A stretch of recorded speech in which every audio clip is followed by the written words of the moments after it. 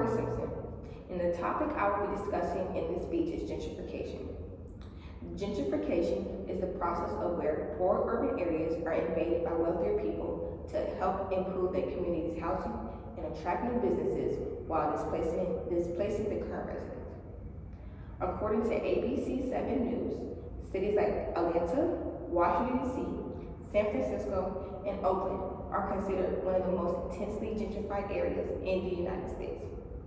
This process affects many things like our economy, displacement of the current residents, racism, culture and history of those cities, and the health of the residents. The subtopic I will be focusing on is how gentrification affects our economy.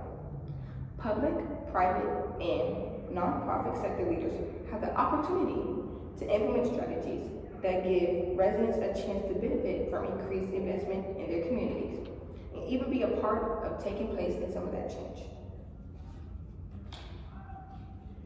Raising property values was one of the main effects that led to displacement of current residents.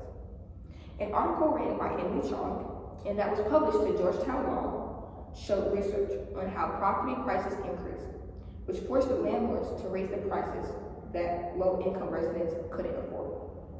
The only way to prevent this from happening is for the residents to buy property because they are going to have more benefits from the economy. But that is easier said than done. If they can't afford to pay rent that the landlords have increased, then they definitely can't afford to buy their own property so they can benefit from the economy. Jobs are another problem that affects the economy and the residents. According to an article written by students a part of the Federal Reserve Bank of St. Louis, there is research that shows gentrifying neighborhoods don't experience gains in local employment compared to other low-income cities, neighborhoods that aren't going through gentrification. The only evidence they found that could contradict that is residents that stayed in those neighborhoods were able to potentially find a job. However, the number of residents displaced was way larger than the number of jobs going to the local residents who stayed anyway. Unlike the first two arguments I stated, there is an article written by Kristen Capps called The Hidden Winners in a Neighborhood Gentrification. The research she found shows that gentrification is a win for citizens who already have certain advantages. But at the same time, there is not a necessary loss for those who have fewer advantages. This information is incredible because not a lot of low-income citizens have those certain advantages.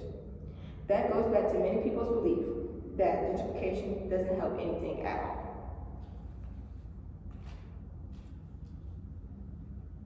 To sum everything up I have stated in this speech, there are so many better ways to help revolve a community without gentrification and displacement of the current residents. For the wealthy people coming into these communities, they should start to invest in local businesses or help promote the small businesses that the residents have already started in the community. That will bring way more money into the city's economy and bring more money into the residents' personal needs. Another way is people with wealth, like celebrities, give back to their hometown. For example, LeBron James built a school in Akron, Ohio, where he is from, to help with at-risk students in that community.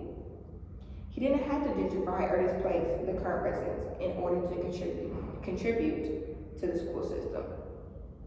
If we start investing in our local income residents and their communities, so many people can reap the benefits from it, and it will make our economy grow in the long run.